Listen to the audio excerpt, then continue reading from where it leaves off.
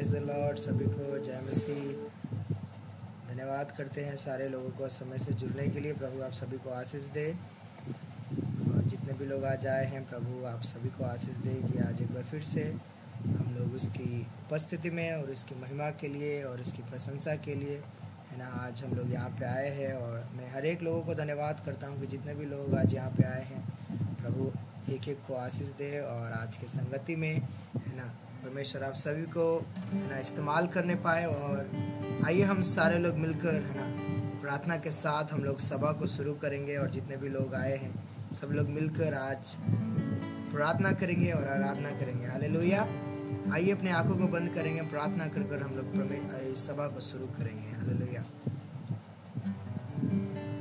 वो मेरे महान स्वर्गीय पिता परमेश्वर हम धन्यवाद करता हूँ प्रभु सुंदर समय के लिए। यीशु राजा धन्यवाद करता हूँ प्रभु कि आज का यह दिन सुबह से लेकर शाम तक संभाला प्रभु। प्रभु हर एक परेशानियों से दुख मुसीबतों से बचाया प्रभु, इसके लिए धन्यवाद करता हूँ यीशु राजा। है मेरे प्यारे खुदावन, मैं धन्यवाद करता हूँ प्रभु कि आज का ये पिता परमेश्वर समय दिया है प्रभु कि हम सब लोग मिलकर आपकी महिमा करने पाए, स्तुति करने पाए प्रभु। प्रभु आज के समय में प्रभु इस आराधना के समय में वचन के समय में प्रभु आप हमारे साथ रहना प्रभु। आप हमारे पिता परमेश्वर हमसे बातचीत करने पाए प्रभु। और प्रभु जाने में जो भूल चूक अपराध पाप हुई है प्रभु तो हमें क्षमा करना प्रभु। और प्रभु हमें दया किया, हम पर दया किया, इसके लिए धन्यवाद प्रभु। इस आराधना में मैं आपके हाथ में समर्पित करता हूँ यीशु, आपके पुत्र यीशु मसीह के नाम से मांगता हूँ। आमेन आमेन आमेन आमेन। सभी लोग तैयार है परमेश्वर की आराधना करने के लिए? सब लोग तैयार है? कितने लोग तैयार है परमेश्वर की आराधना करने के लिए? है ना, जितने भी लोग तैयार है प्रभु आप सभी को आशीष दे। और मैं धन्यवाद करता हूँ हर एक लोगों को आज का इस समय में परमेश्वर की आराधना करने के लिए यहाँ पे इकट्ठित होने के लिए है ना। और आई होप, मैं आशा करता हूँ कि आप सारे लोग आज के दिन में है ना एक अच्छा दिन आपका गया होगा। और हम सारे लोग उसकी महिमा करने के लिए यहाँ पे इकट्ठित हुए हैं है ना। तो हम सारे लोग मिलकर है ना हम लोग एक सॉन्ग गाएंगे है ना जो कि सबको आता है ना, यीशु तेरा नाम सबसे ऊंचा है ना। हम सब लोग मिलकर ये सॉन्ग को गाएंगे और उसके बाद हम लोग परमेश्वर की आराधना करेंगे और उसके बाद हम लोग आराधना में जाएंगे।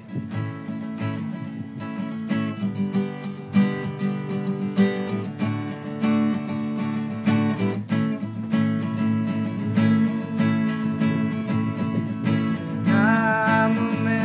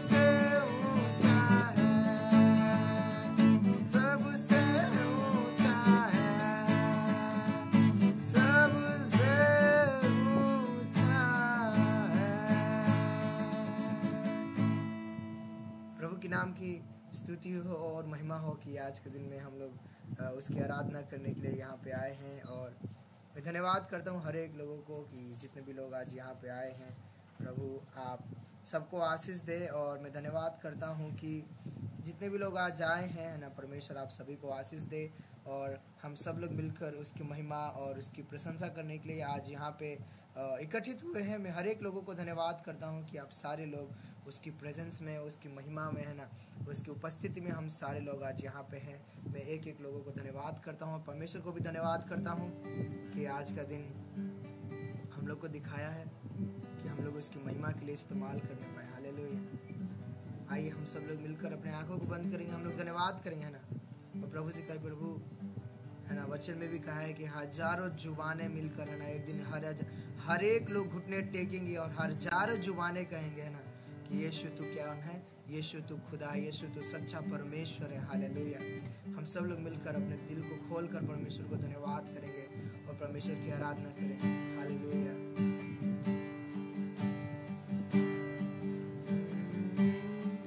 सारी पृथ्वी पर तेरा अधिकार, तू राजाधिराज है प्रभु। तुझसे है जमीन, तुझसे आसमान, जग का तू मालिक प्रभु। करते हैं सजदा, इबादत हो तेरी सदा। हजारों जुबान ये गाए, तेरा ही नाम दोहराए, यीशु तू पवित्र है। ओ, हजारों जुबान ये गाए, तेरा ही नाम दोहराए, यीशु तू पवित्र है। ओ, यीशु तू पवित्र है, यीशु तू पवित्र है। ऊंचे नीचे का ना कोई वजूद, तेरे राज में, तेरे राज में हर किसी का है स्वागत यहाँ। तेरे राज में, तेरे राज में, तेरी रहमत में ही तू लेता है सबको करीब। ओ, हजारों जुबान ये गाए, तेरा ही नाम दोहराए, यीशु तू पवित्र है। ओ, हजारों जुबान ये गाए, तेरा ही नाम दोहराए, यीशु तू पवित्र है, यीशु तू पवित्र है, यीशु तू पवित्र है, यीशु तू पवित्र है। Yes Lord, you are holy Lord Jesus. तू पवित्र है प्रभु, तू पवित्र है, तू पवित्र है यीशु।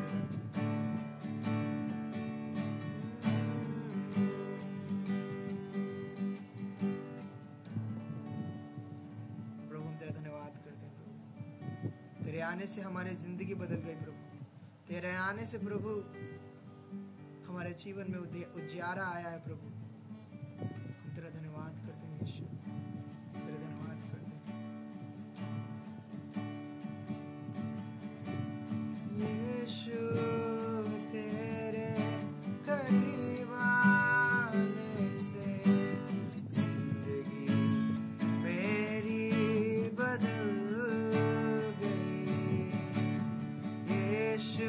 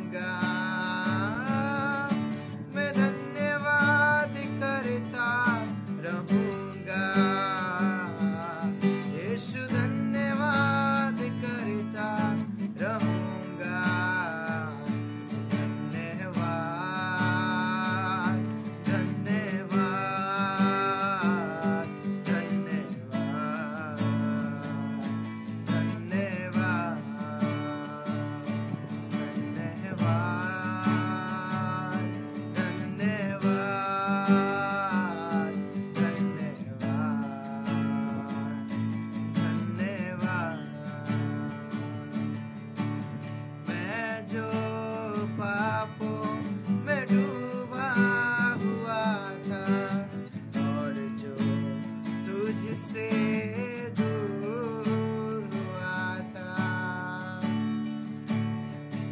ओ मैं जो पापों में डूबा हुआ था और जो तुझसे दूर हुआ था, तूने मुझे बचाया,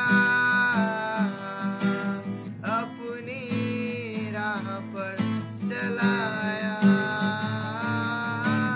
तूने मुझे छुड़ाया, तूने मुझे सहलाया। मैं धन्यवाद करता रहूंगा, यीशु धन्यवाद करता रहूंगा। मैं धन्यवाद करता रहूंगा,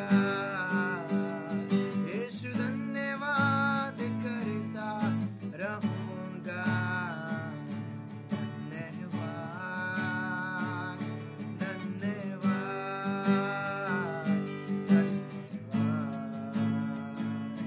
धन्यवाद, धन्यवाद,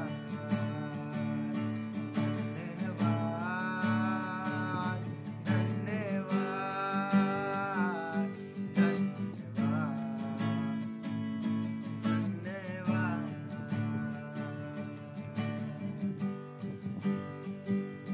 धन्यवाद। हम जो पापों में डूबे हुए थे प्रभु, और जो हम आपसे दूर हुए थे प्रभु, हे प्रभु आपने मुझे बचाया, मुझे छुड़ाया। ओ प्रभु तेरा धन्यवाद करते हैं यीशु राजा, धन्यवाद करते हैं यीशु, धन्यवाद प्रभु, धन्यवाद यीशु राजा। Oh, yes, Lord. Open the eyes of my heart, Lord.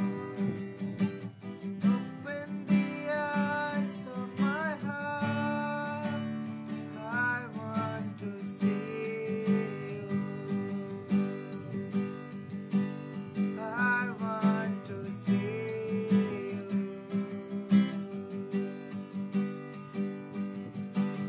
Open the eyes of my heart, Lord.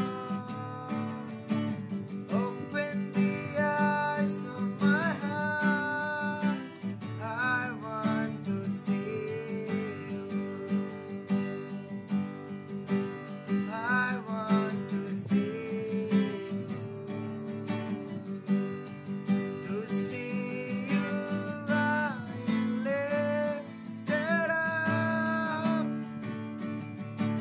shining in the light of your glory.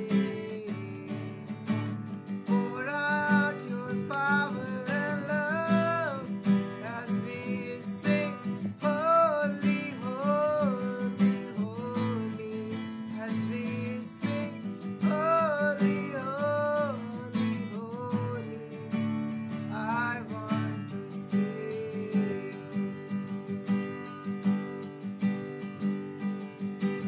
I want to see you. Oh yes, Lord, हम तेरा धन्यवाद करते हैं यीशु। हम धन्यवाद करते हैं प्रभु। प्रभु हमारे दिल को खोल प्रभु, प्रभु हमारे दिल और हृदय को खोल प्रभु। हम लोग तुझे देखने पाए प्रभु, महसूस करने पाए प्रभु। हमें उस योग्य बना प्रभु, उस महिमा के योग्य बना यीशु राजा। प्रभु हम तेरा धन्यवाद करते हैं यीशु, धन्यवाद करते हैं प्रभु। ये सारा आदर महिमा प्रभु आपके हाथों में समर्पित करता हूँ, यीशु के नाम से मांगता हूँ, आमेन, आमेन, आमेन। प्रभु आप सभी को आशीष दे और बहुत बहुत धन्यवाद आप सभी लोगों को यहाँ पे परमेश्वर की महिमा के लिए उपस्थिति में होने के लिए, है ना। प्रभु आप सबको आशीष दे, जितने भी लोग आज आए हैं ना, प्रभु आप सबको आशीष दे कि आज का दिन में हम सारे लोग यहाँ पे मिलकर उसकी महिमा करने के लिए हम लोग यहाँ पे इकट्ठित हुए हैं, है ना। और मैं समय को ज़्यादा वेट ना करते हुए, है ना, आगे का समय मैं कविता आंटी को देने जा रहा हूँ, है ना। आज हम लोग का बीच में कविता आंटी, है ना, हम लोग से बातचीत करने पाएंगे परमेश्वर के वचन के द्वारा। तो आगे का समय कविता आंटी को।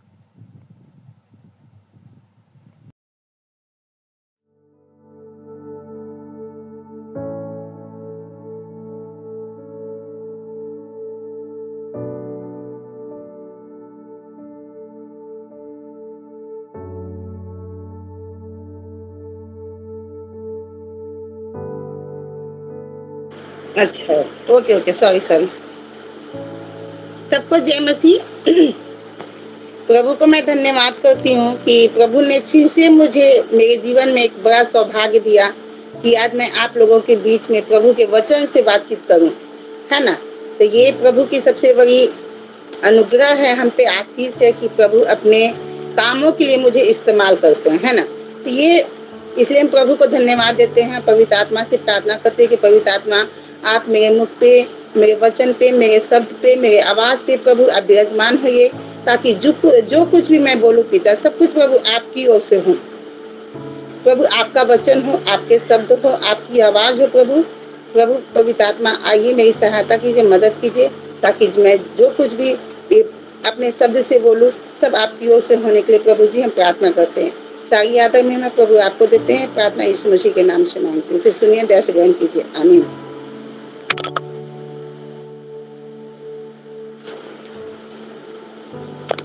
आज मैं देखूंगी हर एक लोगों ने, आज जहां तक मैं विश्वास करती हूँ कि जितने भी यहाँ भाई बहन जितने लोग जुड़े हैं, सब प्रभु पे भरोसा और विश्वास करते हैं, है ना। कोई भी ऐसा नया व्यक्ति नहीं है जो विश्वास में नहीं है। हर एक व्यक्ति, जितने मेरा जहां तक मानना है, जहां तक मैं देख रही हूँ, हर एक लोग विश्वास में है ना। और आज विश्वास की ही वजह से आज लोग यहाँ एक छोटे से झुंड में एकत्रित होके कुछ सीखने आए हैं। तो ये बहुत बड़ी खुशी की बात है कि आप लोगों ने अपना कीमती समय निकाला, प्रभु की उपस्थिति में आप दे रहे हैं। तो इसके लिए हम बहुत बहुत प्रभु की ओर से धन्यवाद देते हैं कि सबको प्रभु ने इस्तेमाल कर रहा है, इसके लिए धन्यवाद। सबसे बड़ी बात है कि मैं कल फर्स्ट दिन मेरा ट्यूसडे को मैसेज करता था, लेकिन मैं बाइबल ट्रेनिंग में थी, तो मैं 6 बजे वहां से लौटी तो मैं टाइम नहीं दे पाई। लेकिन आज सुशांत ने फोन किया तो मैं अपना इसका उत्तरदायित्व समझ के कि नहीं, जो पहले मैंने खो दिया, यदि मैंने उस वक्त अपना समय नहीं दिया, तो आज क्योंकि हमारी छुट्टी 4 बजे हो गई थी, तो मैं घर पे आ गई। तो सुशांत ने फोन किया तो मैंने अपना इसे उत्तरदायित्व, प्रभु की आज्ञा, प्रभु के काम को समझ के मैंने बोला कि नहीं, मैं आज मैसेज लूंगी। तो ये बहुत बड़ी अच्छी बात है कि मैंने अपने, प्रभु ने मुझे फिर से इस्तेमाल किया। आज मैं देखती हूँ कि हम सब तो प्रभु पे विश्वास करते हैं, है ना।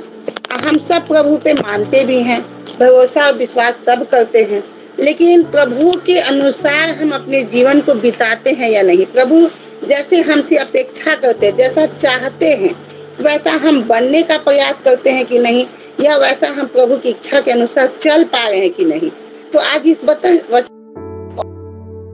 कुछ सीखने को मिलेगा, क्योंकि मैं भी कहीं से सीखी हूँ, इसलिए हम आपको सिखाएं। क्योंकि परमेश्वर ने भी कहा है ना कि पहले तुम समझो तब दूसरे को समझाओ। तो मैं भी कहीं इस चीज को सीखी हूँ, तो इसलिए आज मुझे मौका मिला कि मैं आप लोगों के बीच में इस चीज को शेयर करूँ, है ना। तो आज हमें देखना है कि मसीही में हमारा जीवन कैसा होना चाहिए। आज हम लोग प्रभु में तो हैं, प्रभु पे विश्वास भी करते हैं, लेकिन हमारा जीवन कैसा होना चाहिए मसीह में। आज एक एक पॉइंट को कम से कम हमने 10 पॉइंट इसमें नोट किया, हालांकि 20 पॉइंट था। तो मैं समझती हूँ कि समय तो ज्यादा रहता नहीं है, इसलिए मैंने 20 पॉइंट ही नोट किया है। आज एक एक पॉइंट को आप लोग नोट डाउन भी कर सकते हैं, तो अच्छा रहेगा, क्योंकि आगे आप लोगों को भी प्रभु ऐसा सौभाग्य देने वाले हैं कि आप लोग भी मैसेज से प्रभु के द्वारा लोगों के बीच में बातचीत करें। तो आप, कहा जाता है ना कि मेमोरी में तो कुछ कुछ मिस हो जाता है, लेकिन नोट किया हुआ व्यक्ति कभी भी इसको निकाल के अगर देखे तो वो उसको मेमोरी में याद आ जाता है ना। तो आप सबसे पहले आप लिखना शुरू कीजिए। अब कोई एक भाई बहन जो बाइबल लेके बैठे हैं, प्लीज मेरा साथ दीजिएगा पढ़ने में, नहीं तो अगर मैं खुद से निकालूंगी तो ज्यादा समय लगेगा, है ना। तो आज हम सबसे पहला पॉइंट देखेंगे कि मसीह में हमारा जीवन कैसा होना चाहिए। अगर किसी भी कोई भाई बहन को अगर कोई आइडिया है कि हमारा मसीह में कैसा जीवन होना चाहिए, हमें कैसा जीवन बिताना चाहिए, तो आप लोग एक आध 2 पॉइंट माइक ओपन करके बोल सकते हैं, ताकि हमें भी लगे कि हाँ, आप लोगों को कुछ ना कुछ तो आता है कि हमारा जीवन कैसा होना चाहिए, कैसा प्रभु यीशु मसीह हम लोगों से अपेक्षा करते हैं कि जिस बच्चे को हमने चुना है वो बच्चा हमारे अनुसार चल रहा है या नहीं चल रहा है। तो कोई भी किसी को भी अगुवाई करता है तो वो बोल सकता है, क्योंकि ये बातचीत भी कर सकते हैं। तो अच्छा रहेगा कि हम लोग, कम से कम ये होगा कि हाँ, मैं जो बोल रही हूँ आप लोग उसे सुन रहे हैं, रिप्लाई दे रहे हैं। तो अगर कोई भी अगर भाई बहन को अगुवाई करता है कि हमारा जीवन मसीही में कैसा होना चाहिए, तो आप 1-2 पॉइंट को बोल सकते हैं। बोलिए। अगर कोई सारे लोग उपस्थित है तो कनेक्ट होके कहीं और है तो कोई बात नहीं, लेकिन जितने लोग कनेक्ट है कम से कम पहले अपने थंब का दीजिए कि हाँ आप लोग इस उपस्थिति में हैं। चलिए, प्रेयर हाउस सुशांत तो है, बस ओनली फॉर सुशांत, और कोई नहीं है। आशीष है, ओके।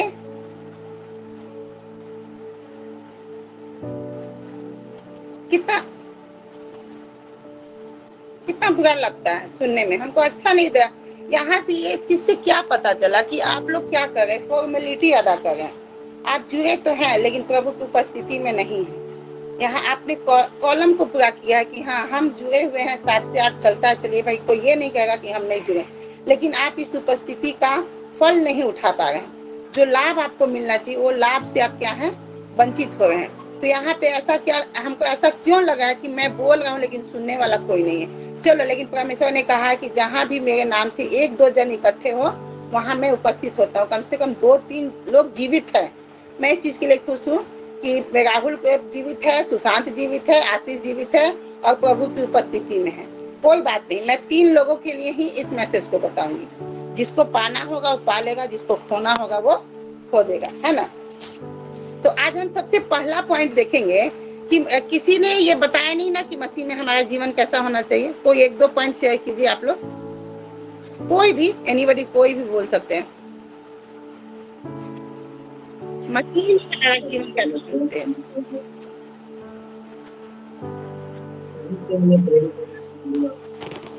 तुम्हारी आवाज नहीं आ रही क्लियर।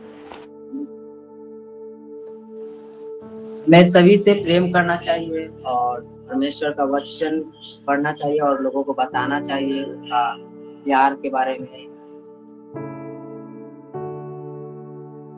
इतना तो कम से कम तुम अभी सोचो, तुम विश्वास में अभी एक बीज हो, तुम अंकुरित भी नहीं हुए, फिर भी इतना अच्छा तुम्हारा प्रेजेंटेशन रहता है, इतना अच्छा तुम प्रार्थना करते हो, तुम्हारी उपस्थिति रहती है, तुम बोलने का साहस भी करते हो। प्रभु तुमको बहुत आशीष दे, प्रभु तुम्हें और आगे बढ़ाए। ये बहुत अच्छा लगा। चलो, आज हम सीखते हैं कि हमारा मसीही में हमारा जीवन कैसा होना चाहिए। तो इसको हम पहला देखते हैं, 2 कुरिन्थियों 5:17। कोई भी व्यक्ति निकाल सकता है ना। 2 कुरिन्थियों 5:17।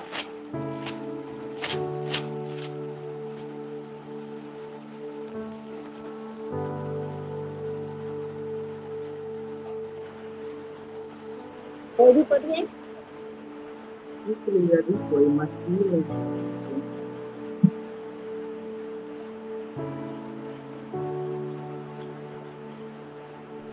हाँ, तो सबसे पहले हमें ये ध्यान रखना है कि हम मसीह में हमारा जीवन कैसा। जब हमने पानी का बपतिस्मा लिया, अपने मुख से पिता पुत्र पवित्र आत्मा के नाम से उनको ग्रहण किया, तो हमारा वो पुराना मनुष्य तत्व क्या हुआ, उसी में वो क्या हुआ, खत्म हो गया। और आज हम लोग क्या हो गए, मसीह में नई सृष्टि हो गए। लेकिन आज हम लोग मसीह में होकर भी अगर हम पुराने की जीवन की तरह, पुराने मनुष्य की तरह जिए, तो क्या हम प्रभु के योग्य हैं? नहीं है। यहाँ पे क्या किया प्रभु ने, आपने पुराने मनुष्य तत्व को तुम क्या करो, छोड़ दो, उसे मार दो। क्योंकि तुम प्रभु में, जब तुमने प्रभु के नाम से बपतिस्मा लिया तो तुम उसमें क्या हो गया, प्रभु में नई सृष्टि हो गए। प्रभु ने तुम्हें नया कर दिया। अपने सारे पाप को, गुनाहों को प्रभु ने धो दिया, धो के तुमको एक नई सृष्टि, मतलब एक मैंने छोटा बच्चा के रूप में तुमको ग्रहण कर लिया। तो अब तुमको फिर से क्या उसी पाप की रीति में बढ़ना है? नहीं ना बढ़ना है। तो हमें अपना क्या करना है, पुराना मनुष्य तत्व को छोड़ना है और हमें प्रभु में नई सृष्टि के अनुसार, जैसे प्रभु ने नई सृष्टि, जैसे मतलब कि एक बच्चे को ग्रहण किया है ना। हम लोग क्या हुआ, अपना सारा जितना गंदगी का स्वभाव था, व्यभिचार का, झूठ का, क्लेश का, घमंड का, जो था सारा स्वभाव को हम लोगों को क्या करना है, छोड़ना है। तभी हम परमेश्वर के योग्य हो सकते हैं और हम मसीह कहलाने के लायक हो सकते हैं। लेकिन आज भी अगर हम मसीह में हैं, लेकिन हमारा पुराना वही चीखना, चिल्लाना, रोना धोना, जलन, घमंड, गाली गलौज, तो ये हमारा मसीही जीवन नहीं है। तो हमें अपने मसीही जीवन को क्या करना है, छोड़ना है। यहाँ पे क्या परमेश्वर ने क्या किया, इसलिए यदि कोई मसीह में है तो वो क्या है, नई सृष्टि है ना। नई सृष्टि, पुराने बातें बीत गई, देखो सब बातें क्या हो गई, नई हो गई। हमको प्रभु ने अपने क्रूस पे हमारे सारे पापों को, अपराधों को, गुनाहों को क्या किया, लेके हमें क्षमा कर दिया। अब हम बिल्कुल शुद्ध पवित्र हो गए, है ना। कैसे हो गए कि प्रभु ने कहा था ना, लिखा भी है कि अगर तेरे पाप लाल रंग के होंगे तो मैं उसे हीम के समान श्वेत कर दूं। तो प्रभु का जब हम ग्रहण किए, प्रभु को जब अपनाए, तो हमारे सारे लाल पापों को क्या किया, जितने घिनौने घिनौने पाप थे, सब पापों को प्रभु ने हमें क्या किया, उसे छुटकारा देके हमारे अपने आप एकदम हीम के समान, जी ये व्हाइट भी है ना, इससे भी ज्यादा सफेद हमको कर दिया। तो अब अगर कुछ भी हम आप सब जानते हैं कि अगर सफेद में, अगर मेरे प्रभु ने हमें एकदम सफेद वस्त्र पहना दिया है, अगर हम पवित्रताई से नहीं चलेंगे तो इसमें दाग लगता है। अगर छोटा सा भी दाग लगेगा तो सबसे ज्यादा व्हाइट चीज में क्या होता है, दिखता है। और किसी कलर में दिखे या ना दिखे, लेकिन व्हाइट में दिखता है ना। व्हाइट कोई भी दाग छिपा नहीं पाता है। तो प्रभु ने हमारा जीवन कैसा किया, हीम के समान। हीम कैसा होता है, बर्फ कैसा होता है, बिल्कुल सफेद। तो आप क्या चाहते हैं कि ये सफेद दुपट्टे में कोई दाग लगे? नहीं लगे ना।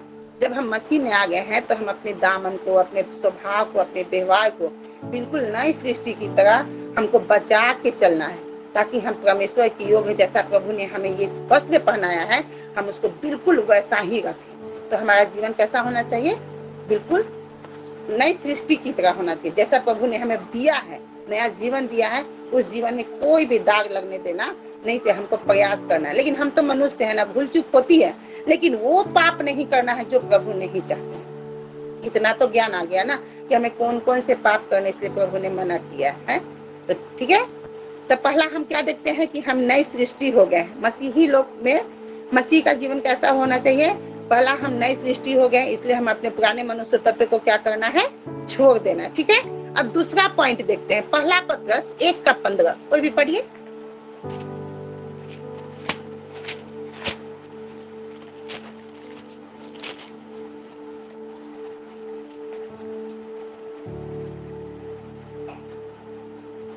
किसी को मिला? पहला पत्रस 1:15 में मैं पढ़ देती हूँ।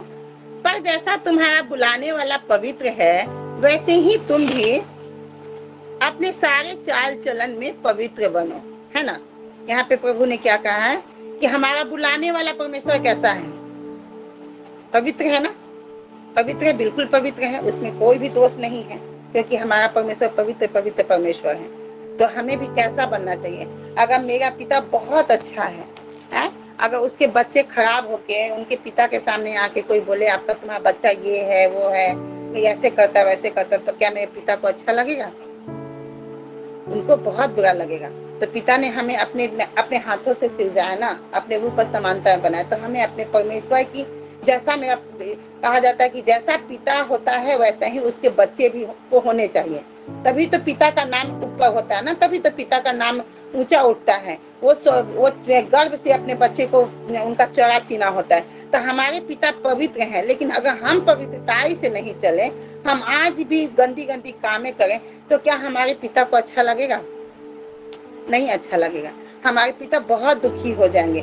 तो हमारा जीवन कैसा होना चाहिए, बिल्कुल पवित्र होना चाहिए, जैसे हमारे पिता हैं, है ना। तो हमें कभी किसी भी गलती को करने से पहले 10 बार सोचना चाहिए कि हम इस गलती को कैसे करें या ना करें। लेकिन क्योंकि हमारे अंदर में अंत युद्ध चलते रहता है, एक तो लूसीफर जी हैं और एक हमारे प्रभु जी हैं। तो हमको और आपको डिसीजन लेना है कि हमको किसकी बात को मानना है ना। लेकिन कभी कभी लूसीफर जी जो है ना, बहुत तेज वेग में दौड़ते हैं, लेकिन पवित्र आत्मा बहुत स्लो चलता है, लेकिन सही रास्ते पे चलता है ना। तो हमें किस चीज को चुनना चाहिए, ये चीज का हमें खुद डिसाइड करना चाहिए। हमें भावावेश में नहीं बसना चाहिए, क्योंकि हमको हमेशा ये ध्यान होना चाहिए कि हम किसके बुलाए हुए हैं, हम किसके चुने हुए हैं। प्रभु ने हमें नया जीवन दिया है, तो हमें उसी अनुसार पवित्रताई में चलना है। क्योंकि प्रभु ने लिखा है ना कि मैं पवित्र हूँ, इसलिए तुम भी क्या करो, अपने पूरे चाल चलन में क्या करो, पवित्र बनो, है ना। ये कितना हो गया, दूसरा पॉइंट होगा। पहला क्या है कि हम प्रभु में नई सृष्टि है, जो प्रभु ने हमें शुद्ध पवित्र किया। और दूसरा में क्या है कि हमें पवित्रताई के साथ है क्या करना है, जीवन जीना है। मसीह लोगों का स्वभाव, मसीह का जीवन बता रही हूँ मैं कि मसीह का एक जीवन कैसा होना चाहिए। अब तीसरा पॉइंट देखते हैं हम क्या, इफिसियों 5:2 में किसी को देखो, इसमें क्या है कि प्रेम में चलना। तीसरा पॉइंट क्या है? इफिसियों किसी को मिलता, पढ़िए।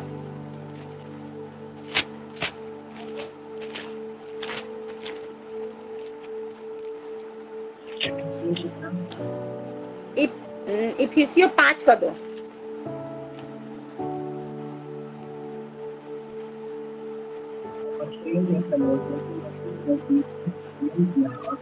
हमारे लिए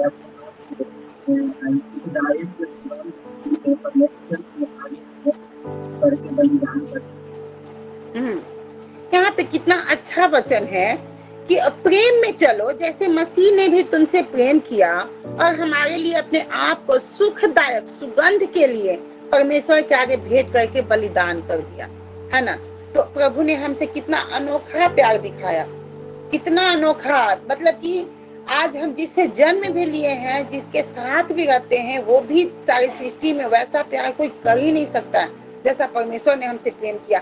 इस चीज को जब भावना में, जब प्रेयर में बैठोगे ना, इस चीज को याद करोगे ना कि प्रभु ने हमें कैसा प्रेम किया, मेरे साथ कितना बड़ा, मतलब कि मेरे लिए कितना कष्ट उठाया है, इतना आप रोएंगे, इतना रोएंगे कि आप समझ भी नहीं पाएंगे कि सचमुच प्रभु के प्यार को आप अपने अंदर अनुभूति करेंगे, अनुभव करेंगे कि सचमुच प्रभु ने हमारे लिए कितना।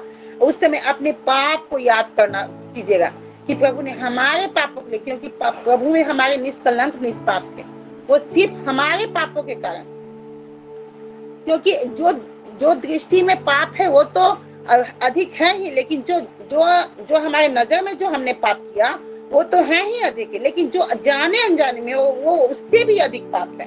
अब सोचो कि दोनों तीनों चारों पाप मिला के हमने अपने जीवन में कितने पाप किए।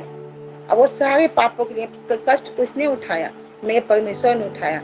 कब मेरे हाथ पैर चल के किसी पाप के द्वार पे गए, लेकिन हमारे प्रभु के हाथों पैरों में कील ठोके गए। मेरे मन ने, मेरे बुद्धि ने, मेरे सोच ने, मेरे विचार ने पाप किया, लेकिन कांटों का मुकुट किसने पहना? मेरे परमेश्वर ने पहना। मेरा शरीर ने पाप किया, लेकिन कोरा किसने खाया? मेरे परमेश्वर ने किया। तो वो सोचिए कितना अनोखा प्रेम है। प्रभु अपने आप को सुखदायक सुगंध के लिए परमेश्वर के आगे क्या किया? भेंट के रूप में बलिदान कर दिया। हमारे पापों के कारण अपने इकलौते पुत्र को प्रभु ने दे दिया कि ताकि हम सारी सृष्टि को बचा सके। तो हमें भी वैसा ही प्रेम में चलना है।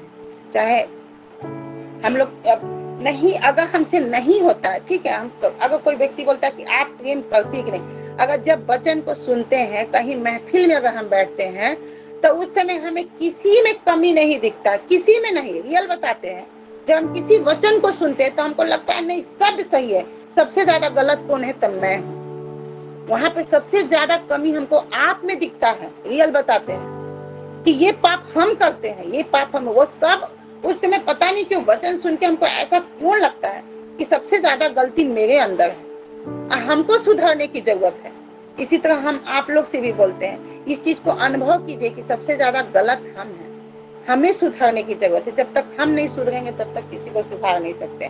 तो हमको हर पल अपने गलती का एहसास होता है जब हम संगति में जाते हैं, बैठते हैं। इसलिए प्रभु को प्रेम में बने रहना है। अब सहने की शक्ति लीजिए। हम मानते हैं कि हम मनुष्य हैं, हम नहीं सह सकते, लेकिन जैसा प्रभु ने सहा उसका हम लोग 50% भी 70% भी अगर अपने जीवन में लागू कर लेंगे तो हम लोग प्रभु के योग्य। प्रभु हम तो इतना राई के दाना के समान तो करते विश्वास करने के लिए, उनकी आज्ञाओं को मानने के लिए। अगर पूरी के पूरे प्रभु के योग्य बन जाए तो फिर प्रभु तो बाप रे, वैसा बन ही नहीं सकते। लेकिन प्रयास तो करते रहना चाहिए ना कि हाँ, जैसा प्रभु ने आज्ञा दिया उसके अनुसार अपने आप में बदलाव लाए। अगर आज हम एक गाली को सह गए तो ठीक है, आज एक गाली को बर्दाश्त की, कल 2 गाली को सह के देखते। इसी तरह हमारा क्या होगा? क्वांटिटी क्या होगा? बढ़ते जाएगा, हमें सहने की शक्ति आ जाएगी। तो हमें क्या करना है? हर एक चीज को प्रेम से हैंडल करना है। कोई बात नहीं, गाली दिया कोई बात नहीं, सह जाते हैं, प्रभु तो है ना। तो हमें प्रेम में आगे बढ़ते चलना है ना। तो हमें अपने जीवन में प्रेम को लागू करना है, चाहे किसी भी परिस्थिति में अपने प्रेम को छोटा नहीं करना है, बल्कि बढ़ाते ही जाना है ना। ये प्रभु की तीसरी, माने प्रभु जैसा चाहते हैं वैसा मसीह में हम लोगों का ये तीसरा पॉइंट है कि हमको अपने जीवन में क्या होना चाहिए? प्रेम होना चाहिए।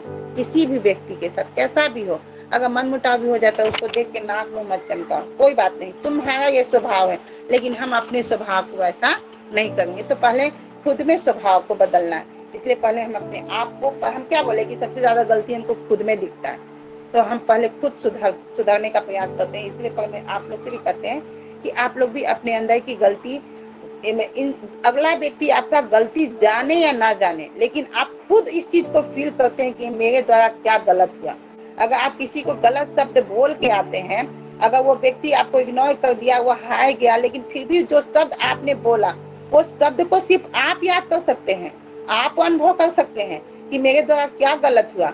आपको कभी कभी ऐसा फील भी होता होगा कि हमने जो बोला वो नहीं बोलना चाहिए था, ये गलत है। होता है या नहीं होता है? सबको होता है। हमको ये शब्द का उच्चारण नहीं करना चाहिए, हमको ये शब्द नहीं बोलना चाहिए था। तो सबसे ज्यादा इंसान खुद से बात करता है। तो हमें अपने आप पे भी कंट्रोल रखना है और अधिक चाहत रखनी है कि हमें लोगों के साथ प्रेम के साथ व्यवहार करना चाहिए, जैसा प्रभु ने हमारे साथ व्यवहार किया है ना। अब हम चौथा पॉइंट को देखते हैं। चौथा पॉइंट क्या है? वचन में स्थिर रहना। ये सबसे बड़ा पॉइंट है। इसको हम देखते हैं कुलुस्सियों 3:16 में।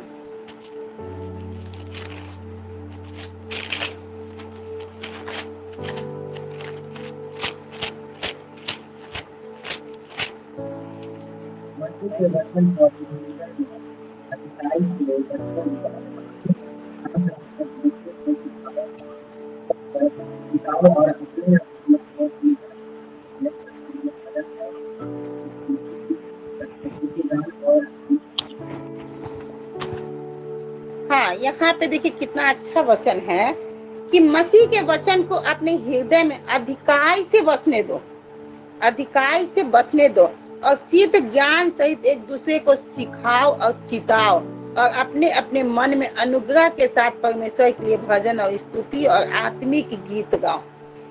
ये हम कब कर सकते हैं? हम प्रभु पर विश्वास तो करते हैं, लेकिन प्रभु पे अटूट विश्वास कब कर सकते हैं? हमने लोगों से सुना कि हाँ, प्रभु बहुत दयालु हैं, प्रभु दया करते हैं, प्रभु चंगाई करते हैं, प्रभु बड़े बड़े चमत्कार करते हैं, लेकिन इसको हमने अपने जीवन में कब अनुभव किया? इस चीज को हम कब अनुभव कर सकते हैं? कब कर सकते हैं? जब हम प्रभु के वचन को अपने हृदय में रखेंगे, तब अनुभव कर सकते हैं। प्रभु ने ये कहा कि ये जीवित वचन है। ये जीवित वचन तो है, लेकिन इस जीवित वचन का हम अपने जीवन में कब इस्तेमाल किए, कब इस पे भरोसा किए? इसको जब तक, मान लीजिए कि अगर हमको कोई बोला कि परमेश्वर ने जगत से ऐसा प्रेम रखा कि अपने इकलौते पुत्र को दे दिया ताकि जो कोई इस पे विश्वास के नाश ना हो परंतु अनंत जीवन पाए, ये ठीक है, प्रभु ने ये लिखा तो है, लेकिन ये हमको याद ही नहीं है कि सचमुच प्रभु मेरे लिए बलिदान हुए हैं। तो क्या हम इसको किसी को बता सकते हैं? बता सकते हैं? किसी को कह सकते हैं कि प्रभु ने हमारे लिए, प्रभु हमारे लिए कोरे खाए, प्रभु हमारे लिए क्रूस पर चढ़े? बता सकते हैं? अगर प्रभु से किसी चीज की इच्छा करते हैं, मांगने की इच्छा करते हैं, तो हम कैसे इसमें मांग सकते हैं? जब मेरे अंदर वचन नहीं होगा। प्रभु ने वचन, हर एक चीज को क्या बोला कि वचन का इस्तेमाल करो। जब तक तुम्हारे हृदय में वचन नहीं है, वचन तुम्हारी, जो एक वचन भी है ना कि तुम अपने वचन को हृदय पे पटिये में लिख के रखो, लेकिन अगर हमारे अंदर वचन नहीं है तो हम कुछ नहीं कर सकते, क्योंकि अंत का समय का ये हथियार है। अगर हम इसको समाहित नहीं कर सकते, इसको बढ़ा नहीं सकते हैं, तो हम सच्चे मन से उनकी स्तुति और भजन भी नहीं कर सकते, क्योंकि हमको यकीन ही नहीं होगा कि प्रभु में इतनी सामर्थ हो सकती है। सुनी सुनाई बातें तो इधर से सुनते इधर से निकाल देते हैं, लेकिन हमें भरोसा कब होता है? एक एक चीज का जब हम उच्चारण करते, प्रभु के वचन से उनको याद करते हैं। प्रभु ने भी कहा कि तुम मेरे वचन को हमको याद दिलाओ, तब जाके प्रभु क्या कहते हैं? हर समय प्रभु बोलते लिखा है, लिखा है। क्यों लिखा है? लिखा तो है, लेकिन प्रभु क्यों बोलते कि याद दिलाता? कि वो भी जानना चाहते कि मेरा प्रभु, मेरा बच्चा हमको याद कर रहा है कि नहीं। तो हमको प्रभु को याद करने का सबसे मुख्य जरिया क्या है? वचन। प्रार्थना ऐसे घंटों करके बक करते रहेंगे, लेकिन अगर वचन का इस्तेमाल नहीं किए तो प्रभु तक हम नहीं पहुंच सकते हैं। कहा गया ना कि हे प्रभु कहने वाले तो बहुत हैं, लेकिन जो हमारे स्वर्गीय पिता की इच्छा पे नहीं चलता है, वो स्वर्ग राज्य में प्रवेश नहीं करता है। अंत में क्या होता है? बजती हुई झांझ होता है एथी की तरह, वो क्या होता है? बच के रह जाता है ना। तो हमें वैसा नहीं बना, हमके अपने हृदय में वचन को एकत्रित करना है। अगर हमको प्रभु से मांगना है किसी चीज को, तो हम कैसे मांगेंगे? उनके वचन के द्वारा। प्रभु लिखा है कि मांगोगे तो तुम्हें मिलेगा, ढूंढोगे तब पाओगे, खटखटाओगे तो तुम्हारे लिए खोला जाएगा। तो पिता, मैं आपसे मांगती हूँ क्योंकि ये लिखा है कि प्रभु मांगने वाले को आप देते हैं। तो कैसे? ये वचन याद रहेगा तब तो हम मांगेंगे, नहीं याद रहे तो कैसे मांगेंगे? अगर हम भूखे, हमको रोटी नहीं मिला तो हम कभी कभी किसी चीज की कमी हो सकता है, कभी दुख आ सकता है, लेकिन आप कैसे याद कर सकते हैं? जैसे मत्ती 4:4 में लिखा है कि मनुष्य केवल रोटी से ही नहीं बल्कि परमेश्वर के मुख से हर एक वचन से जीवित रहे, निकला हुआ हर एक वचन से जीवित रहे। तो ये हमको याद होना चाहिए ना कि अगर हम एक दिन भूखे भी हैं तो कोई बात नहीं, प्रभु है हमको खिलाने वाला। प्रभु ने कहा है कि मनुष्य केवल रोटी से नहीं लेकिन परमेश्वर के वचन में भी इतनी सामर्थ हो सकती है कि आप 2 दिन 3 दिन तक भूखे रह के भी उनकी स्तुति महिमा कर सकते हैं। तो ये कब कर सकते हैं? जब आपको वचन याद होगा तब कर सकते हैं। तो इसलिए हमको हमें अपने हर दिन अपने वचन को संग्रह करना है, क्योंकि मेरा सबसे बड़ा हथियार क्या है? प्रभु का वचन है। तो वचन याद करना बहुत जरूरी है, वचन को मनन करना बहुत जरूरी है, तभी हम सच्चे मन और सच्चे हृदय से प्रभु की स्तुति और महिमा को क्या कर सकते हैं? कर सकते हैं, है ना। और नहीं तो फिर सुनी सुनाई बातें बस इस कान से सुने इस कान से निकाले, तो हमें वैसा मसीही नहीं होना है, क्योंकि मसीही का बहुत बड़ा रोल होता है। मसीही जीवन पाना इतना आसान नहीं है, बहुत कठिन है। हम विश्वास कर लेना ये बहुत बड़ी बात नहीं है, विश्वास तो चलते फिरते लोग कर लेता है, लेकिन प्रभु जिस काम के लिए, जिस आज्ञा के लिए हमको बनाया है उस पे हमको चलना है। विश्वास तो कोई भी कर लेता, माने अभी आप सुसमाचार, हाँ हाँ प्रभु ऐसे हैं, अच्छी बात है, ऐसे करा थी चंगाई, हाँ हाँ हो गया विश्वास, लेकिन ये विश्वास काफी नहीं है। ज्यादा दिन तक अगर हम विश्वास में बने रहे ना तो विश्वास नहीं होता है, बीज के वास हो जाता है आपके अंदर, समझे। तो वहां पे हमको ज्यादा दिन विश्वासी बन के नहीं रहता। प्रभु कहते कब तक तुम दूध पीते बच्चे बने रहोगे, अब तो बड़े हो जाओ।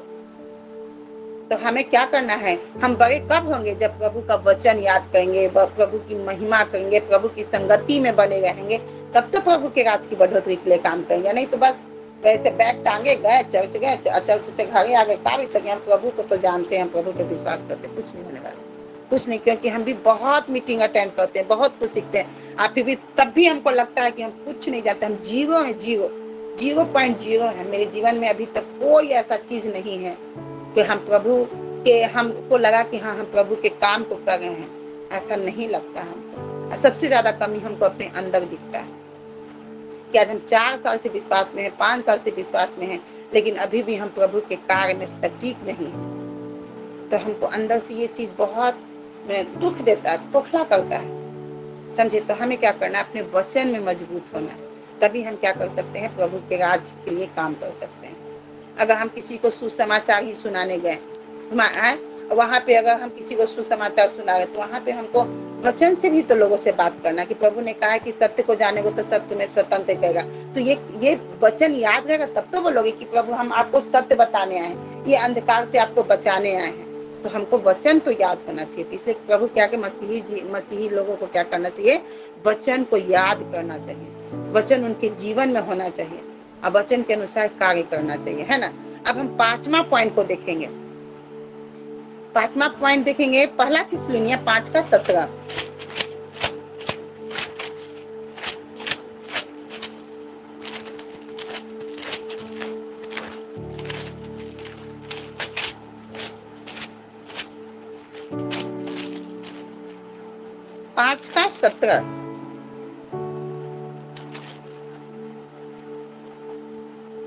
निरंतर प्रार्थना में लगे रहो, हर बात में धन्यवाद करो, क्योंकि तुम्हारे लिए मसीह यीशु में परमेश्वर की यही इच्छा है ना। कोई बाइबल लेके नहीं बैठा क्या? यहाँ पे क्या लिखा है कि निरंतर प्रार्थना में लगे रहो, है ना। निरंतर सदा आनंदित रहो, निरंतर प्रार्थना में लगे रहो, हर बात में धन्यवाद करो, क्योंकि तुम्हारे लिए मसीह यीशु में परमेश्वर की यही इच्छा है। अब हम हर एक बातों के लिए प्रभु से क्या करना है? हमको क्या करना है? प्रार्थना करना है, क्योंकि हमें बातचीत का एक माध्यम ही क्या है? प्रभु से बातचीत करना, प्रभु से कनेक्ट होने का सबसे बड़ा माध्यम हम लोगों के बीच में क्या है? प्रार्थना। हम प्रार्थना के जरिए प्रभु से हर एक चीज की अपनी चर्चा कर सकते हैं, मेरे मन की, अपने पापों की, अपने इच्छाओं की, मतलब जो हमने उपलब्धि पाई, हर एक चीज को प्रभु से क्या कर सकते हैं? हम लोग शेयर कर सकते हैं। तो जैसे आप में जीवित अपने माता पिता से बात करते, किसी चीज की जिद करते हैं, उसी तरह से हम लोग प्रभु से भी बातचीत कर सकते हैं, हर एक चीज का डिमांड कर सकते हैं, हर एक चीज के लिए उनको धन्यवाद दे सकते हैं। हमें निरंतर, प्रभु ने ये नहीं कहा कि एक दिन तुम प्रार्थना करो, लगातार हर एक चीज के लिए। अगर तुमको एक तुम्हारे जिस दिन तुम एक नए वस्त्र भी खरीद के लेके आते हो ना, तो वस्त्र को ऐसे लेके बोलो प्रभु आपकी अनुग्रह से, आपकी दया से आज मुझे ये नया वस्त्र मिला है, प्रभु जी हम आपका धन्यवाद करते हैं। एक एक चीज के लिए, अगर तुम्हारे घर में टीवी नहीं है, अगर टीवी आ गया उसके लिए प्रभु को क्या करो, धन्यवाद करो, प्रभु आपकी दया से ये टीवी मिला। अगर तुम पढ़ाई कर रहे हो, अगर कॉपी तुम्हारे तुमको नहीं मिल रहा है, लेकिन किसी के द्वारा कॉपी का उपलब्ध हो गया, प्रभु आपने मुझे इस चीज की मुझे चाहत थी पिता, नहीं मिले थे, लेकिन आपने मुझे व्यवस्था किया, प्रभु जी आपको धन्यवाद। तब उठते सोते चलते फिरते खाते हर समय प्रभु को धन्यवाद करना है।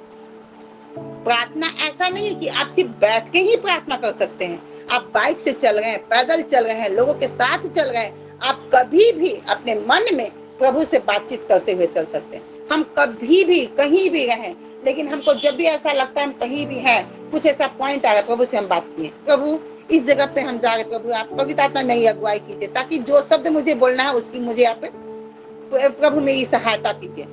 हमेशा पवित्र आत्मा को, क्योंकि प्रभु ने हमें एक सहायक दिया है, हम उस सहायक का हेल्प लेते ही नहीं है, उनकी सहायता मांगते ही नहीं है। प्रभु ने क्या, एक सहायक असिस्टेंट जो कहा जाता है, प्रभु जब खुद चले गए तो हम लोग को एक असिस्टेंट, एक सहायक के रूप में पवित्र आत्मा को दिए। हम लोग कितनी बार पवित्र आत्मा को इस्तेमाल करते हैं, दिल से बोलना, कितनी बार इस्तेमाल करते हैं। हर एक बातों के लिए पवित्र आत्मा का इस्तेमाल करना चाहिए। जब तक हम अपनी सहायक को, जो प्रभु ने हमारे लिए छोड़ के गया है, अगर हम उनको हर एक बात में नहीं लाएंगे ना, तब तक प्रार्थना का कोई फल नहीं। प्रभु ने क्या कहा, पवित्र आत्मा की सहायता लो, मदद लो। प्रभु आज मैं रियल बताती हूँ, मुझे एक शब्द नहीं आता था बोलने, मुझे वचन लेने नहीं आता था, लोग मुझे बोलता था वचन ले, लेकिन मैं एक बार कोठरी में बंद होकर आज दिन मैं प्रार्थना करती हूँ, मुझे इससे भी बेटर बोलने की प्रभु मुझे शक्ति और सामर्थ्य दे। पवित्र आत्मा मेरी अगुवाई कर, मेरी बुद्धि पे, मेरी समझ पे, मेरी सोच पे, मेरे विचार पे, मेरे शब्द पे पवित्र आत्मा सहायता कीजिए, ताकि मैं अच्छे से प्रभु के राज्य के लिए काम करने पाऊँ। तो ये होता है प्रार्थना। प्रार्थना में, हर एक प्रार्थना में पवित्र आत्मा की अगुवाई कीजिए। कलीसिया में है, सबसे पहले पवित्र आत्मा होली स्पिरिट की स्वागत कीजिए, क्योंकि वही मेरा सहायक है। प्रभु ने हमारे लिए उनको छोड़ के गया हर एक बात में। प्रभु मैं बाहर जा रही हूँ, मेरे गाड़ी को आप नियंत्रण में, अपने गाइडलाइन में पवित्र आत्मा चलाइए। हमको जाने में आने में मेरी सहायता और सुविधा कीजिए। पवित्र आत्मा में आपकी सहायता मांगते हैं। हमें प्रार्थना करना है, हर बात में पवित्र आत्मा से हमें क्या करना है, सहायता लेनी है, उनसे मदद मांगनी है, और तभी तो हम प्रार्थना निरंतर लगे रहना। हर एक छोटी सी छोटी उपलब्धि के लिए, अगर कष्ट भी है, प्रभु इस कष्ट के लिए भी प्रार्थना करो, प्रभु इस कष्ट से मुक्ति दीजिए, पवित्र आत्मा मुझे छुड़ाइए। तो हर एक चीज के लिए, सुख हो या दुख हो, किसी भी चीज के लिए, लेकिन हर एक परिस्थिति में आपको प्रार्थना में निरंतर क्या करना है, लगे रहना। तभी हम अपने पूरे मन और हृदय से प्रभु की स्तुति और भजन को क्या कर सकते हैं, कर सकते हैं ना। कितने लोग बोर हो रहे हैं, ये पहले बताइए। कितने लोगों को अच्छा नहीं लगा है?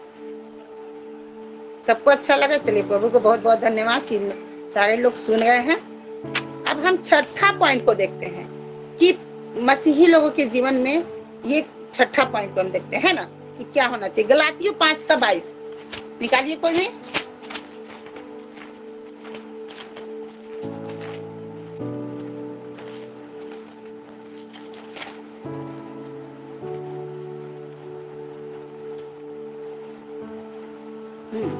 ये सबसे जरूरी पॉइंट है ना। इस पॉइंट तो है, सारे प्रभु के वचन तो एक भी वचन ऐसा नहीं है कि हमको जरूरत नहीं है ना। ये हर एक वचन की हम लोगों के अंदर क्या होनी चाहिए, भूख होनी चाहिए। ये हमारे लिए क्या है, आत्मिक मन्ना है। तो हमें क्या होना चाहिए, 7वां वचन को, छठा को देखते हैं, धर्म के फल लाना। यहाँ गलातियों 5:22 में क्या लिखा है कि पर आत्मा का फल प्रेम, आनंद, शांति, धीरज, कृपा, भलाई, विश्वास, नम्रता और संयम, ऐसे ऐसे कामों के विरोध में कोई भी व्यवस्था नहीं। तो हमें क्या करना है, मसीही जीवन में हमारे अंदर में कौन कौन से होने चाहिए फल, आत्मा के 9 फल जो प्रभु ने हमें दिया है, तो उसको क्या करना है, अपने अंदर क्या करना है, समाहित करना है। हमें ये चीज बहुत जरूरी है अपने जीवन में, बहुत। अगर आप प्रभु के कार्य में आगे बढ़ते हैं तो ये आत्मा का 9 फल का वरदान पवित्र आत्मा से डेली मांगना चाहिए। प्रभु मेरे अंदर ये आत्मा का 9 फल दे पिता, और मेरे अंदर से जितनी भी बुराइयां हैं पिता उसके तू निकाल। इसको मांगना है, अंदर की बुराई को क्या करना है, निकालना है। तो हमें कौन कौन से फल मांगने हैं, प्रेम, आनंद, शांति, धीरज, कृपा, भलाई, विश्वास, नम्रता और संयम।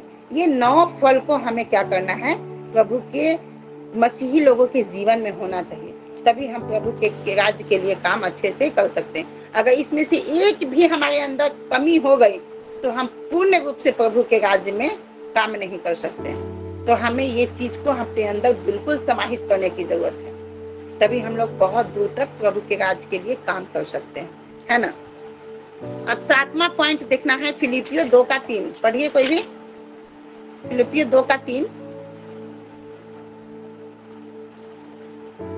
यहाँ लिखा है, विरोध या झूठी बड़ाई के लिए कुछ ना करो, पर दीनता से एक दूसरे को अपने से अच्छा समझो। यहाँ पे क्या बोले,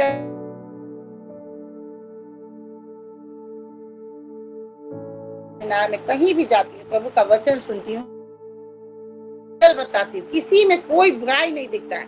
हमको लगता है सब हमसे बेटर है। हमको सबसे ज्यादा कमी किसमें दिखता है? खुद में दिखता है। यहाँ भी प्रभु भी यही वचन में कह रहे हैं कि कितना 2:3 है ना, 3 में लिखा है कि विरोध या झूठी बड़ाई के लिए कुछ ना करो, पर दीनता से एक दूसरे को अपने से अच्छा समझो, है ना।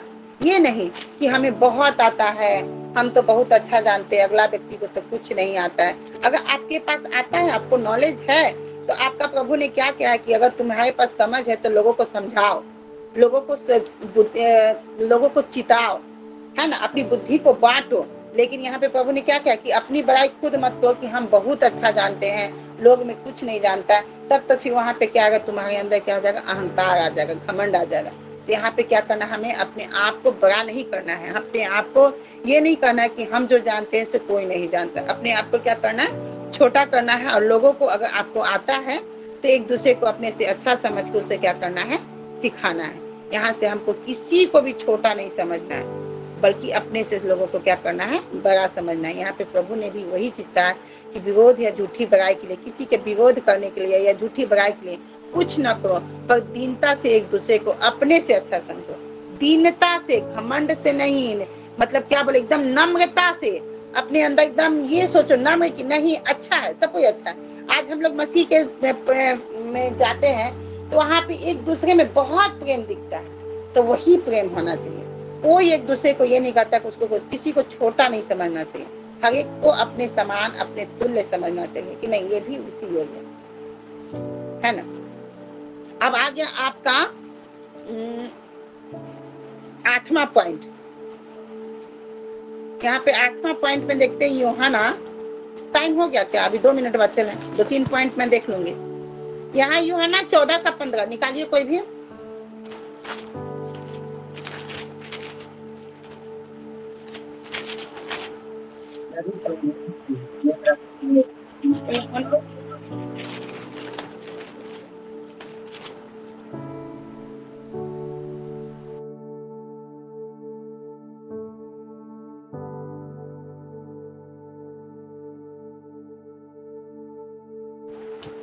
प्रभु कहते हैं कि अगर तुम मुझसे प्रेम रखते हो तो मेरी आज्ञाओं को मानोगे। कौन सी आज्ञाओं को मानोगे? सबसे महान आज्ञा प्रभु ने क्या दिया है? किसी को याद है? प्रभु यीशु मसीह में सबसे महान आज्ञा क्या है हम लोगों के लिए? तो ये तो है प्रेम करना, लेकिन महान आज्ञा जो हम लोगों को प्रभु यीशु मसीह ने चुन तो लिया है, हम विश्वासी तो हो गए हैं, लेकिन उसके बाद से हम लोगों को प्रभु ने कोई एक महान आज्ञा तो दिया है ना, कि हमें प्रभु ने किस चीज के लिए चुना है? सिर्फ प्रेम करने के लिए चुना है?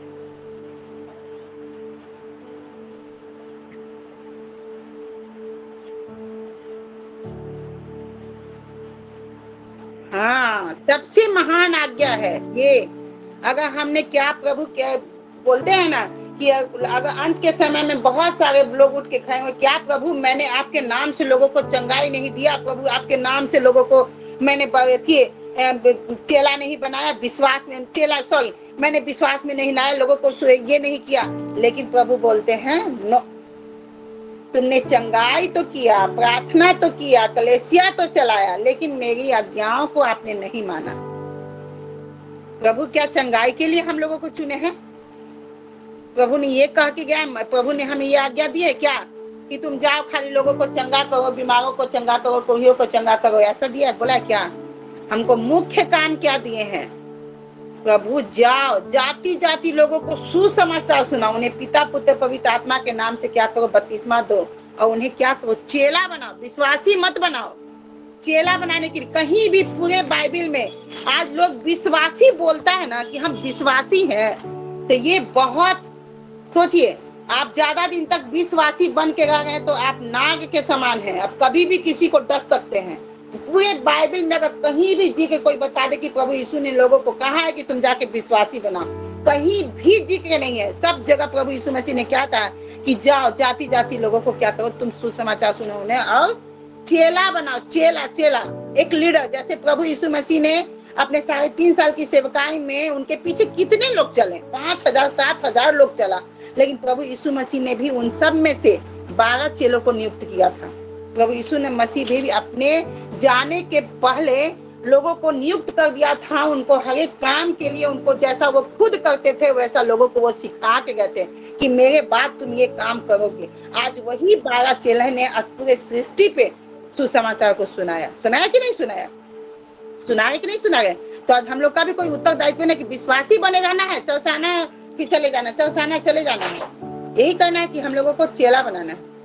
अगर आपने जिसको सुसमाचार सुनाया, जिसको विश्वास में लाया, हम लोगों को क्या कोशिश करना है कि उसको हम क्या करें, चेला बनाए। अगर आप जिस कलेसिया में आप जाते हैं, अगर उस कलेसिया का पास्टर या लीडर अपने जैसा अगर किसी एक को नहीं खड़ा करता है कि अगर मेरे एब्सेंट में मेरे चर्च को, मेरी कलेसिया को हैंडल करें, तो वो चर्च बेकार है, वो चर्च मैं कहती हूँ बेकार है, वो अगुआ भी बेकार है जो आपके अपने जैसा आपने लोगों को नहीं खड़ा किया है।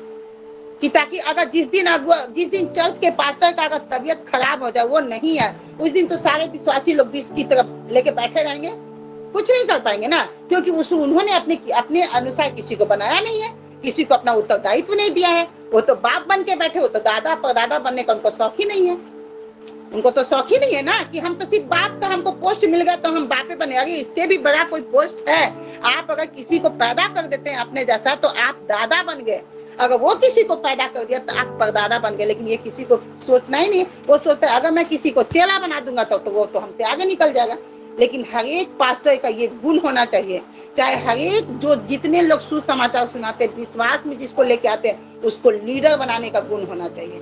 तभी आप प्रभु का कार्य कर सकते हैं, प्रभु की आज्ञा मान सकते हैं, क्योंकि प्रभु ने अपने हर एक लोगों को बोला है चेला बनाओ, विश्वासी मत बनाओ।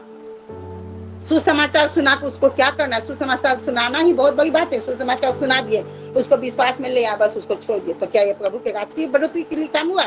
नहीं। अगर हम जिसको ले आए उसको अपने जैसा खड़ा कर दिए ताकि वो भी 10 आत्माओं को जीतने वाला हो जाए। ऐसा नहीं कि उसको ला के मिट्टी की मूर्त की तरह बैठा दिए, हाँ बस यहीं पे तुम बैठो, वो कोई काम नहीं हुआ। हम लोग कहते हैं बहुत सुसमाचार सुनाते, नहीं। जब तक हमने किसी लीडर को नहीं बनाया, किसी चेला को नहीं बनाया, वो काउंटिंग नहीं होगा। प्रभु कहते तुम लास्ट में हे प्रभु कहते रह जाओ। लेकिन प्रभु के पीछे तो 7,000 लोग चले थे ना, लेकिन काउंटिंग आज कितने लोगों की होती है? प्रभु चेला में कितने लोगों की काउंटिंग करते हैं? मात्र 12 लोगों की, क्योंकि प्रभु ने 5,500 में से 7,000 में से 5,000 का तो जिक्र है, क्योंकि उसमें महिलाएं और बच्चों का जिक्र नहीं है। 15-20 हजार लोग उनके पीछे थे, लेकिन उनमें से सिर्फ 12 चेलों को प्रभु ने चुन के नियुक्त किया था। तो हमें भी वैसे लोगों को चुनना है, विश्वास में लाना है और उन्हें लीडर बनाना है।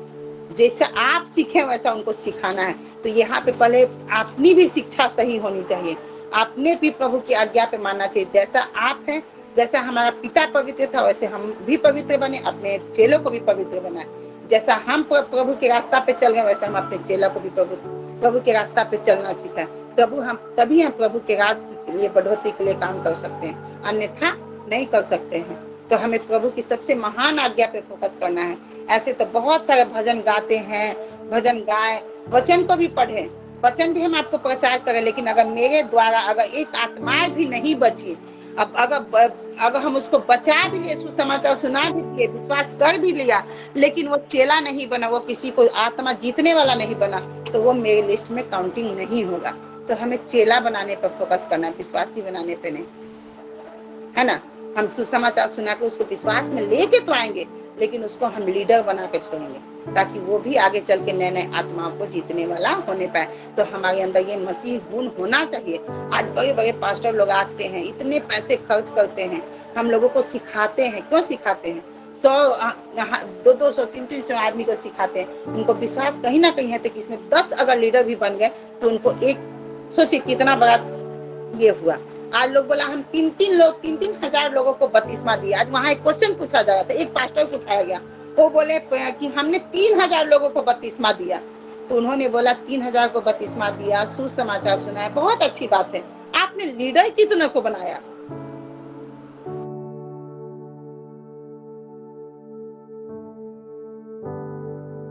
नहीं है। जब विश्वासी बन के रहोगे तो क्या फायदा है? कोई फायदा नहीं है। उनको लीडर बनाना है। प्रभु ने कहीं विश्वासी बनाने का जिक्र नहीं किया। सुसमाचार सुना के हम विश्वास में लाने को कहा है, विश्वास में, लेकिन उनके पीछे लग उनको लीडर बनाना है। अगर आपके जीवन से अगर 2-4 आत्माएं भी बचती है तो आप प्रभु के लिए काम कर रहे हैं। अगर नहीं बचती है, लीडर नहीं बनता है, अपने जैसे अपने अगुओं को तैयार कीजिए, तभी जाके आप प्रभु के लिए काम कर सकते हैं। अगर हमने आज 2 शब्द यहाँ बोला है प्रभु के लिए, तो अगर हम जिसको भी लाएंगे वो भी क्या करे, वचन की आज्ञा पे चले, वचन को सीखे, जाने, याद करें, उनकी आज्ञा माने, और वो भी जैसे हम सिखा रहे लोगों को सिखाने वाले हो, तब वो हुआ क्या, लीडर। कि अगर हम कविता मैडम नहीं भी है, कोई बात नहीं, मेरे जगह पे कोई दूसरी है, वो चर्च को हैंडल कर लेगी, तो हमें वैसे लीडर बनाना है ना।